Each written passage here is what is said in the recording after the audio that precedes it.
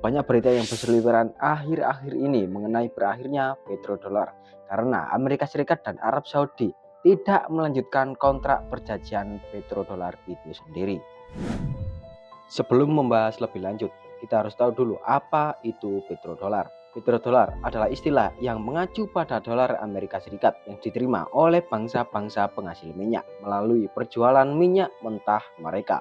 Konsep ini lahir dari hubungan erat antara industri minyak dan sistem moneter internasional. Ketika kita berbicara tentang petrodolar, kita berbicara tentang kekuatan ekonomi dan politik yang luar biasa yang dimiliki oleh Amerika Serikat di pasar global. Petrodolar mencakup lebih dari sekedar transaksi minyak. Itu adalah alat utama yang menjaga dominasi dolar sebagai mata uang cadangan dunia. Setiap kali sebuah negara seperti Arab Saudi atau anggota lain dari OPEC menjual minyak mereka di pasar internasional, pembayaran dilakukan dalam bentuk dolar. Ini berarti bahwa negara-negara ini mengumpulkan cadangan dolar yang begitu besar yang kemudian digunakan untuk berbagai tujuan seperti membeli barang dan jasa dari negara-negara lain, masuk Amerika Serikat, atau menginvestasikannya di pasar keuangan global.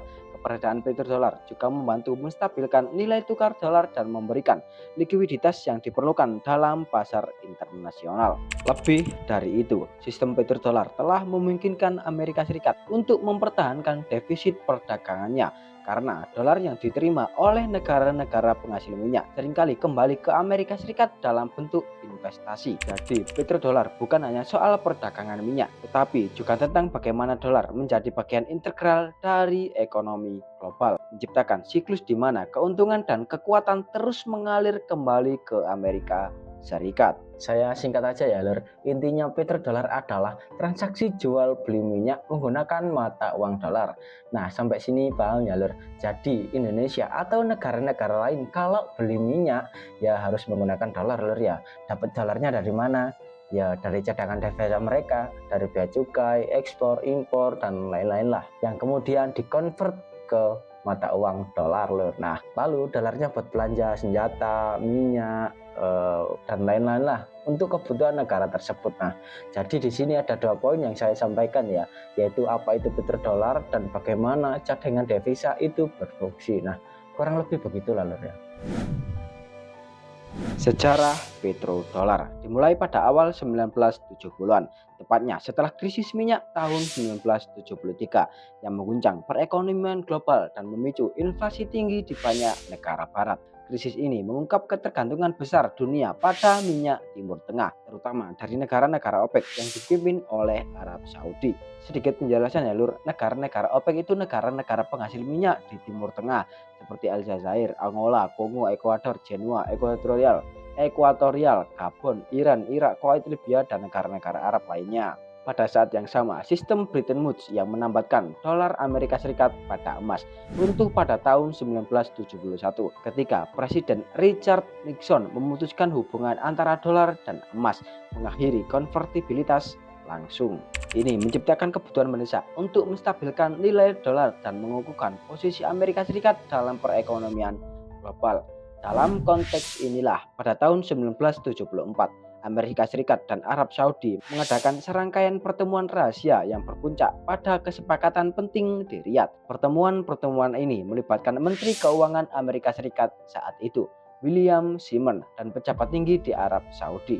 Krisis minyak ya, mungkin kalian penasaran lah, kenapa harus Amerika Serikat ya? Karena pasca Perang Dunia Kedua, negara yang paling stabil ekonominya ya Amerika Serikat dengan dolarnya lur ya. Jadi negara-negara OPEC ya setuju aja ya kan ya.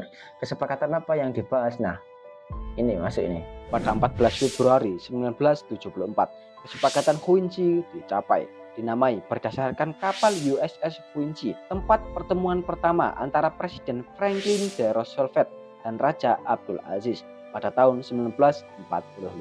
Dalam kesepakatan baru ini, Arab Saudi setuju untuk menjual minyaknya secara eksklusif dalam dolar Amerika, yang pada gilirannya akan diinvestasikan kembali dalam bentuk pembelian obligasi pemerintah Amerika Serikat dan investasi lain di pasar keuangan Amerika.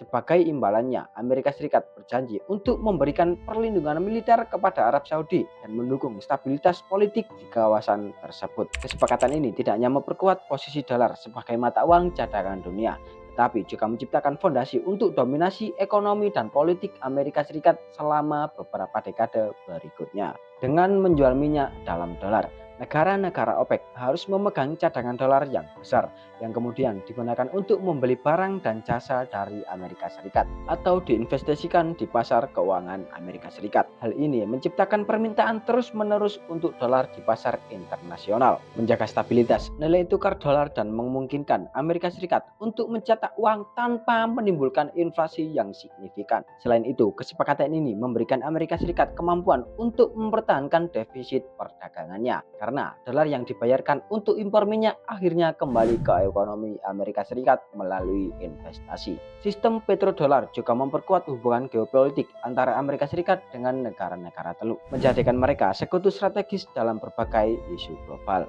Namun, sistem ini juga memiliki dampak besar pada ekonomi global, menciptakan ketergantungan yang kuat pada dolar dan memperkuat dominasi ekonomi Amerika Serikat. Negara-negara penghasil minyak menjadi sangat terkait dengan kesehatan ekonomi Amerika Serikat. Sementara negara-negara berkembang yang membutuhkan minyak menghadapi tekanan untuk mengumpulkan cadangan dolar yang seringkali memperburuk situasi ekonomi mereka sendiri. Meski begitu, petrodolar telah memainkan peran penting dalam menjaga stabilitas ekonomi global selama beberapa dekade terakhir. Meskipun kini menghadapi tantangan dan dinamika baru dalam perdagangan internasional dan kebijakan energi. Gini lur, perjanjian kunci pada tanggal 14 Februari 1974 mengenai kesepakatan dolar menjadi mata uang yang digunakan dalam jual beli minyak. Mengapa Arab setuju ya?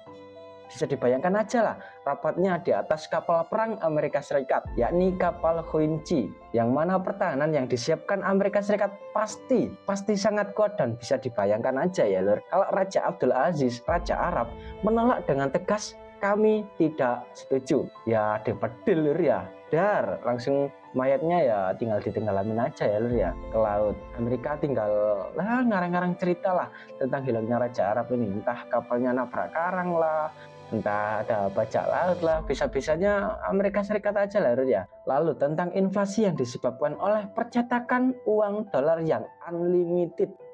Gini lur ya, kalau rupiah dicetak secara unlimited ya jadinya Indonesia kayak Zimbabwe lur, inflasi terus menerus yang nggak ada habisnya ya secara rupiah itu digunakan oleh Indonesia sendiri ya, beda dengan dolar yang digunakan oleh banyak dunia. Nah, kalau Amerika Serikat mencetak uang dengan unlimited, yang mengalami inflasi itu bukan hanya Amerika Serikat tapi seluruh dunia karena menggunakan dolar untuk cadangan devisa mereka lur ya. Jadi kebayangkan Indonesia mengapa inflasinya begitu besar di negara ini ya, karena Amerika mencetak uang terus menerus lur ya. Tapi yo balik lagi ke negaranya sendiri, kalau memang fondasinya yang kuat negara tersebut ya bisa-bisa aja nggak inflasi ya lur ya. Ditambah lagi harga minyak dunia terus menerus naik berdampingan dengan nilai tukar dolar itu sendiri yang semakin memburuk. Nah, ngono lho. Peran petrodolar dalam ekonomi dunia tidak bisa diremehkan. Sebagai mata uang utama yang digunakan dalam perdagangan minyak internasional, petrodolar berfungsi sebagai pilar stabilitas ekonomi global. Dengan semua transaksi minyak dilakukan dalam dolar Amerika, permintaan global untuk dolar meningkat secara signifikan.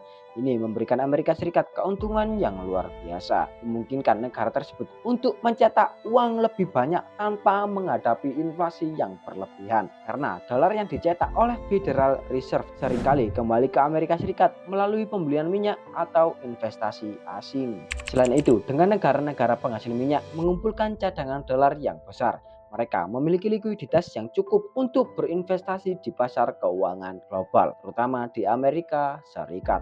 Negara-negara seperti Arab Saudi, Kuwait, dan Uni Emirat Arab menggunakan dolar mereka untuk membeli obligasi pemerintah Amerika Serikat, saham, dan real estate yang membantu mendanai defisit anggaran dan mempertahankan tingkat suku bunga yang rendah. Ini menciptakan siklus yang menguntungkan bagi Amerika Serikat, di mana dolar yang dikeluarkan untuk membeli minyak kembali dalam bentuk investasi, memperkuat ekonomi dan pasar keuangannya.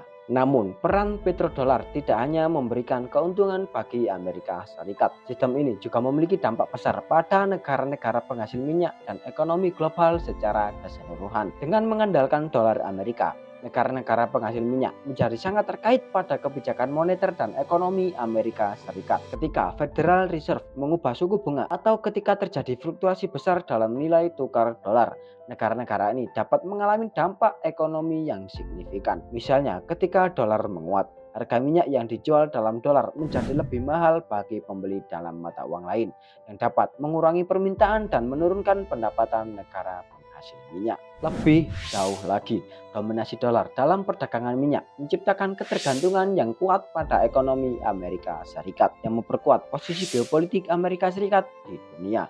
Negara-negara yang membutuhkan minyak harus mengumpulkan cadangan dolar, yang seringkali berarti mereka harus menjalankan kebijakan ekonomi yang mendukung perdagangan dengan Amerika Serikat atau mengikuti kebijakan luar negeri yang sejalan dengan kepentingan Amerika Serikat. Ini memberikan Amerika pengaruh yang besar dalam politik internasional, memungkinkan negara tersebut untuk mempengaruhi keputusan ekonomi dan politik di belahan dunia. Namun, ketergantungan pada petrodolar juga memiliki konsekuensi negatif. Negara-negara berkembang yang tidak memiliki cadangan dolar yang cukup seringkali menghadapi kesulitan besar dalam membeli minyak, yang merupakan sumber energi vital untuk pembangunan ekonomi mereka. Ini dapat memperburuk kemiskinan dan ketidakstabilan ekonomi di negara-negara ini. Selain itu, ketergantungan global pada dolar membuat sistem ekonomi dunia rentan terhadap kebijakan moneter Amerika Serikat. Ketika Amerika Serikat memutuskan untuk mencetak lebih banyak uang atau menaikkan suku bunga, dampaknya dapat dirasakan di seluruh dunia, menyebabkan ketidakstabilan ekonomi di negara-negara yang jauh dari Amerika. Lalu, apa yang digunakan negara-negara Arab melalui keuntungan yang didapat dari penjualan minyak tersebut? Secara negara Arab soge ya lur ya, rakyat makmur lah. Nah, uangnya ini buat apa? Mereka bingung nih ya. Nah, keuntungan tersebut digunakan Arab untuk membeli obligasi atau surat utang yang dikeluarkan oleh Amerika Serikat itu sendiri. Nah, sebagai gantinya, Amerika Serikat memberikan perlindungan penuh dalam sektor militer dan kestabilan negara Arab. Jadi, bisa dipastikan Amerika Serikat tidak akan perang melawan Arab Saudi atau sebaliknya lah ya. Nah, secara kalau Arab itu perang dengan Arab perang dengan Amerika Serikat ya, tinggal di lock aja kan ya uang yang ada di Amerika Serikat, uang Arab Saudi yang ada di Amerika Serikat di lock ya. Ini uangnya Arab ya di lock sama Amerika Serikat. Yes, gak bisa ditarik wis ya. Terus yes, kelar wis, Arab nggak bisa ngapa-ngapain kan ya melawan Amerika Serikat ya. Nah itu lur, bisa dipastikan kalau Arab tidak akan perang melawan Amerika Serikat. Kesepakatan petrodolar antara Arab Saudi dan Amerika Serikat yang tidak diperpanjang adalah perkembangan yang sangat signifikan dan dapat membawa dampak besar bagi ekonomi dunia. Ketika Arab Saudi dan Amerika Serikat pertama kali mencapai kesepakatan pada 9 Juni 1974, dimulainya era di mana dolar Amerika menjadi mata uang dominan dalam perdagangan minyak. Namun dengan beritanya bahwa kesepakatan ini tidak diperpanjang, ada banyak spekulasi mengenai masa depan dolar dan sistem perdagangan global. Dampak langsung dari tidak diperpanjangnya kesepakatan ini bisa sangat luas. Pertama, kita mungkin akan melihat penurunan permintaan global untuk dolar.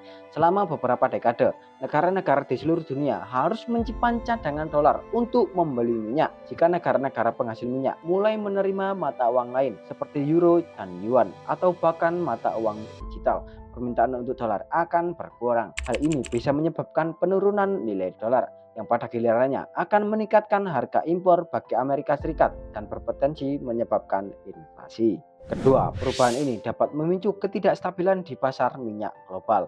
Dengan negara-negara penghasil minyak yang mulai menerima berbagai mata uang, pasar minyak bisa menjadi lebih volatile karena nilai tukar antara berbagai mata uang yang digunakan dalam transaksi minyak bisa sangat berfluktuasi. Ini akan menambah lapisan kompleksitas bagi perusahaan yang beroperasi di sektor energi yang sudah harus mengelola risiko harga minyak yang berfluktuasi. Ketiga, tidak diperpanjangnya kesepakatan ini dapat mempengaruhi aliran investasi global. Sejak kesepakatan petrodolar dalam pertama kali diberlakukan, negara-negara penghasil minyak telah menginvestasikan sebagian besar dari pendapatan dolar mereka dalam aset-aset Amerika seperti obligasi pemerintah Amerika Serikat. Jika pendapatan dari penurunan minyak tidak lagi dalam bentuk dolar, investasi ini mungkin akan berkurang. Ini bisa meningkatkan biaya pinjam bagi pemerintah Amerika Serikat dan mengurangi likuiditas di pasar keuangan Amerika Serikat. Selanjutnya, ada pertanyaan besar tentang apakah dolar akan diganti oleh mata uang lain dalam transaksi perdagangan dunia. Saat ini, dolar Amerika Serikat masih mendominasi sebagai mata uang cadangan utama dunia. Tetapi ada beberapa pesaing yang kuat. Cina dengan ekonominya yang terus berkembang telah mendorong penggunaan yuan dalam perdagangan internasional. Bahkan beberapa kesepakatan minyak baru-baru ini dilakukan dalam yuan, yang menunjukkan bahwa ada minat yang meningkat untuk mengurangi ketergantungan pada dolar. Selain itu, Rusia juga telah menjalin kesepakatan perdagangan energi dengan negara-negara lain dalam mata uang selain dolar, sebagai bagian dari upaya mereka untuk mengurangi dominasi AS dalam ekonomi global. Namun, transisi dari dolar ke mata uang lain tidak akan terjadi dalam semalam. Ada banyak faktor yang mendukung dominasi dolar, termasuk stabilitas relatif ekonomi Amerika Serikat, likuiditas pasar keuangan AS, dan kepercayaan yang luas dalam dolar sebagai mata uang yang aman. Untuk menggantikan dolar, mata uang lain harus membangun tingkat kepercayaan dan likuiditas yang sama. Selain itu, negara-negara dan perusahaan di seluruh dunia perlu waktu untuk menyesuaikan diri dengan sistem baru dan mengelola risiko yang terkait dengan fluktuasi nilai tukar baru. Namun demikian, langkah menuju diversifikasi mata uang dalam perdagangan internasional adalah sinyal bahwa dunia sedang mencari alternatif. Penggunaan teknologi baru seperti cryptocurrency juga menambah dinamika baru dalam lanskap keuangan global. Di masa depan, kita mungkin melihat sistem yang lebih multipolar, di mana tidak ada satu mata uang yang mendominasi, tetapi beberapa mata uang digunakan secara paralel dalam perdagangan internasional. Ya lur ya, mungkin segitu saja ya tentang pembahasan kali ini. Mungkin berita tentang geopolitik ini akan menjadi segmen baru di channel saya ya, yang bakal sekalian tunggu saja lah ya, pasti bakal seru gitu, dan yang pastinya ada hubungannya dengan Indonesia yang saya utamakan ya, karena seru ini loh, seru banget, dan wawasan saya pastinya akan lebih banyak, dan yang saya bagikan ke kalian ya kalian bisa belajar lah, kita semua bisa belajar bareng gitu lah ya, tentang apa itu geopolitik dan dampaknya bagi kita, bagi Indonesia dan bagi negara-negara lain lah ya. Mungkin segitu saja ya, saya minta maaf kalau ada belibet-belibet ya, karena apa ya, aku biasa ngomong di depan umum, jadi harus belajar lah, sambil buat konten, sambil kita edukasi semua, sama-sama belajar, dan segitu saja wis ya. Terima kasih, adios, cilik ba, au au au au.